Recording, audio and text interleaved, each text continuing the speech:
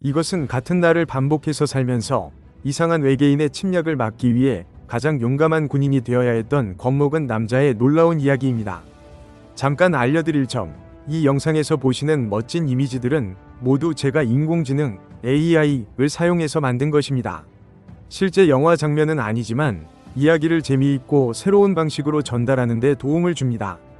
이 이야기는 육군에서 일하지만 실제로 전투에 참여해본 적이 없는 윌리엄 케이지 소령이라는 남자에게서 시작됩니다. 세상은 미믹이라고 불리는 역겹고 빠른 외계인들의 공격을 받고 있는데 이들은 빠르고 가시가 있는 동물처럼 생겼습니다.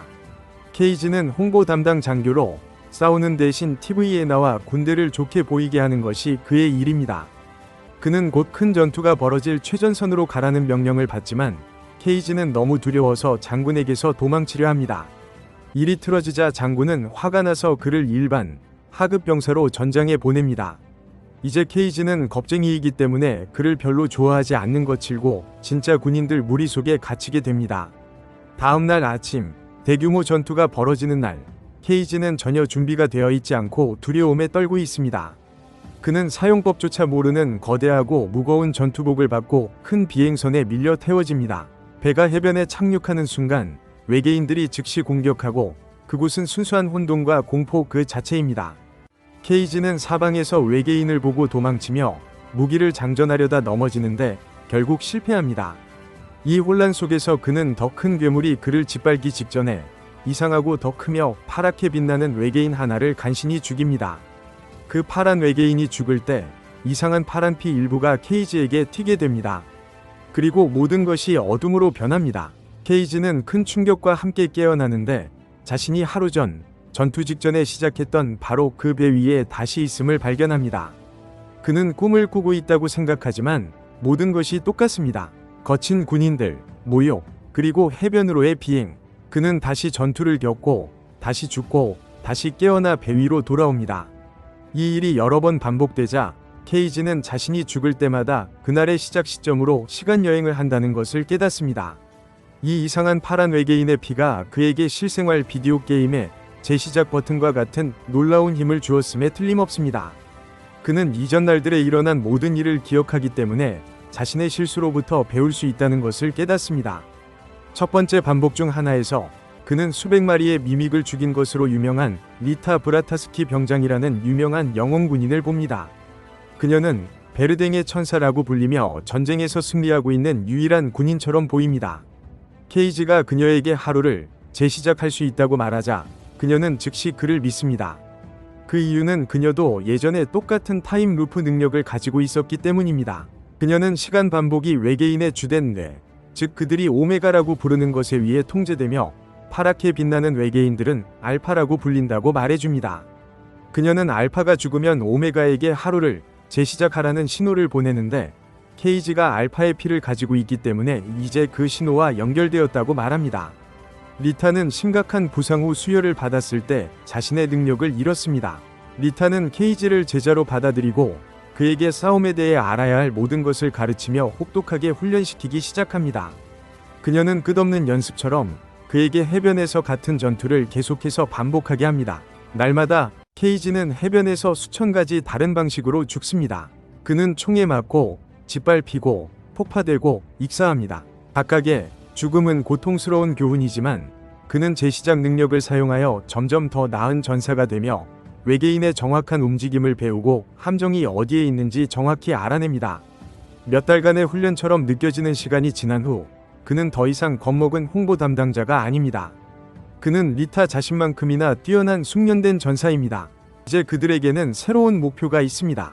침략을 멈추고 루프를 깨기 위해 그들은 미믹들의 중앙 두뇌인 오메가를 찾아 파괴해야 합니다.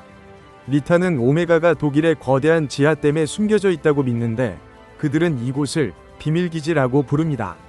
그들은 거기에 도달하기 위해 여러 번 시도하지만 여정은 길고 치명적이며 외계인의 주력 부대가 매번 그들을 막습니다. 그들은 한 장군으로부터 오메가가 사실 독일댐에 있는 것이 아니라 프랑스 멀리 떨어진 거대한 피라미드 모양의 건물 깊숙한 곳에 숨겨져 있다는 것을 알게 됩니다. 이 건물은 전국에서 침입하기 가장 어려운 곳으로 알려져 있습니다. 오메가는 거기서 전체 외계인, 벌집 정신을 통제하고 있습니다. 케이지와 리타는 주된 군대를 떠나 혼자 비밀 임무를 수행하기로 결정하지만 먼저 그들을 도울 특별한 장치가 필요합니다. 이 장치는 오메가가 정확히 어디에 있는지 보여줄 수 있지만 그들은 케이지를 처음 최전선으로 보냈던 장군에게서 그것을 훔쳐야 합니다. 장치는 작은 상자처럼 생겼으며 장군의 금고에 보관되어 있습니다. 수많은 실패한 시도, 이는 케이지에게는 수많은 죽음을 의미합니다. 끝에 그들은 마침내 상자를 훔치는 데 성공하고 오메가의 진짜 위치를 알아냅니다. 프랑스가 아니라 파리의 루브르 피라미드 아래입니다. 이것은 훨씬 더 가깝고 충격적인 위치입니다. 그들은 훔친 헬리콥터를 루브르 근처 옥상에 불시착시키고 마지막 공격을 계획합니다. 들어가기 전에 리타는 케이지에게 심하게 다쳐서 수혈이 필요하면 자신에게 그랬던 것처럼 영원히 타임루프 능력을 잃게 될 것이라고 상기시킵니다. 무슨 일이 있어도 임무를 완수하겠다고 약속해야 하는데 그가 그들의 유일한 기회이기 때문입니다. 그들은 루브르 아래 깊은 지하층으로 쌓아 들어갔고 이상하게 뒤틀린 뿌리와 빛으로 이루어진 거대한 빛나는 둥지처럼 보이는 오메가를 발견합니다. 오메가는 가장 강한 알파들과 수백 마리의 작은 미믹들에 의해 보호되고 있으며 이는 무시무시한 최종 도전이 됩니다. 격렬한 마지막 싸움에서 리타는 케이지가 오메가에 더 가까이 다가갈 수 있도록 자신을 희생하지만 케이지는 알파에게 심하게 부상을 입고 주 둥지 근처 물에 빠집니다. 그를 다치게 한 알파는 여전히 살아있고 그를 다시 죽이려 하지만 케이지는 강력한 수류탄 벨트를 작동시키는 데 성공합니다. 폭발은 알파를 죽이고 그가 죽어가는 동안 알파의 피 일부와 오메가의 빛이 케이지에 열린 상처 속으로 흘러들어갑니다. 폭발은 또한 오메가를 파괴하고 두뇌가 사라졌기 때문에 전체 외계인 군대가 즉시 멈춥니다.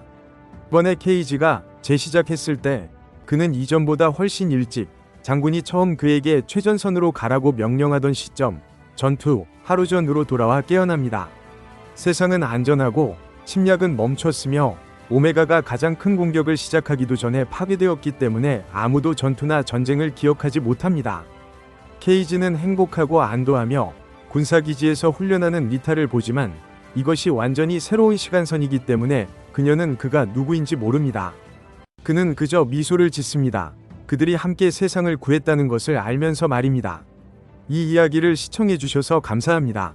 이 군인이 같은 날을 반복해서 살면서 세상을 어떻게 구했는지 배우는 것이 좋았다면 다음에 어떤 영화를 설명해야 할지 아래 댓글로 알려주세요. 더 재미있는 요약 영상을 위해 코리안네포를 구독하는 것을 잊지 마세요.